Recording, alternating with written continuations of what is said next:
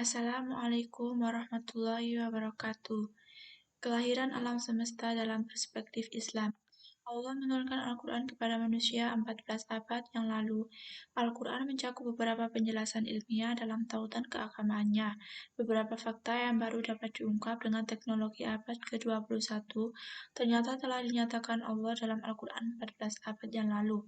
Dalam Al-Quran terdapat banyak bukti yang memberikan informasi dasar mengenai beberapa hal seperti penciptaan alam semesta. Kenyataan bahwa dalam Al-Quran tersebut sesuai dengan temuan terbaru ilmu pengetahuan modern adalah hal penting karena kesesuaian ini menegaskan bahwa Al-Quran adalah firman Allah. Dari sejumlah ayat Al-Quran yang berkaitan dengan 6 masa, surat An-Nazi'at ayat 27-33 di atas, tampaknya dapat menjelaskan tahapan 6 masa secara kronologis. Urutan masa tersebut sesuai dengan urutan ayatnya, sehingga kira-kira dapat diuraikan sebagai berikut. 1. Yaitu masa 1 pada ayat 27, penciptaan langit pertama kali pada masa 1, alam semesta pertama kali terbentuk dari ledakan besar yang disebut Big Bang. Selanjutnya masa 2 pada ayat 28, pengembangan dan penyempurnaan. Dalam ayat 28 di atas terdapat kata meninggikan bangunan dan menyempurnakan. Kata meninggikan bangunan dianalogikan dengan alam semesta yang mengembang, sehingga galaksi-galaksi saling menjauh dan langit terlihat makin tinggi. Pada masa 3, pada ayat 29, pembentukan tata surya termasuk bumi, surat An-Nazi'at ayat 29 menyebutkan bahwa Allah menjadikan malam yang gelap gulita dan siang yang terang benderang. Ayat tersebut dapat ditafsirkan sebagai penciptaan matahari sebagai sumber cahaya dan bumi yang berrotasi sehingga terjadi siang dan malam. Pembentukan tata surya diperkirakan seperti pembentukan bintang yang relatif kecil, kira-kira sebagai orbit Neptunus. Prosesnya sama seperti pembentukan galaksi seperti di atas, hanya ukurannya yang lebih kecil. Pada masa 4, ayat 30, awal mula daratan di bumi, penghamparan yang disebutkan dalam ayat 30 dapat diartikan sebagai pembentukan superkontinen Pangaea di permukaan bumi. Pada masa 5, ayat 31, pengiriman air ke bumi melalui komet dari ayat 31 di atas dapat diartikan bahwa di bumi belum terdapat air ketika mula-mula terbentuk. Jadi, ayat ini menunjukkan evolusi bumi dari tidak ada air menjadi ada air. Selanjutnya pada masa 6 ayat 32-33, proses geologi serta lahirnya hewan dan manusia.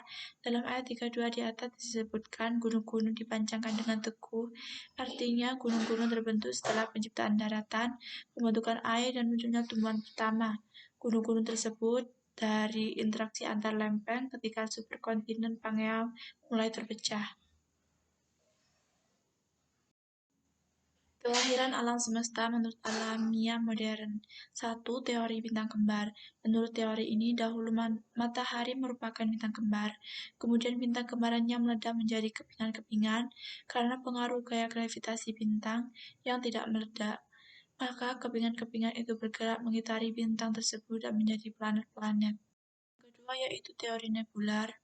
Seorang ahli filsafat kebangsaan Jerman membuat suatu hipotesis tentang terbentuknya tata surya pada tahun 1755.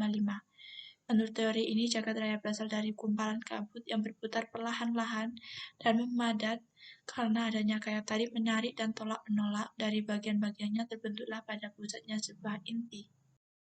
Selanjutnya yaitu teori tidal atau teori pasang surut.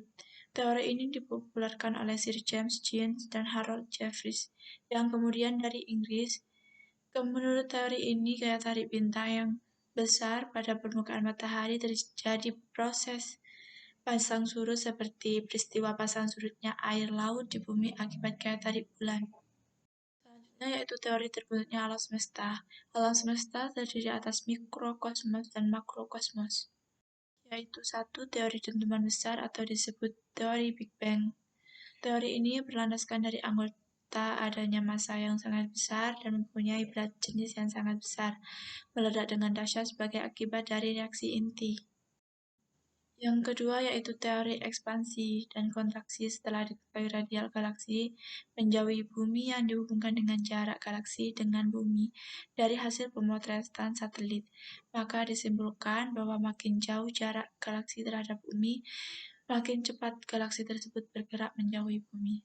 Terima kasih. Wassalamualaikum warahmatullahi wabarakatuh.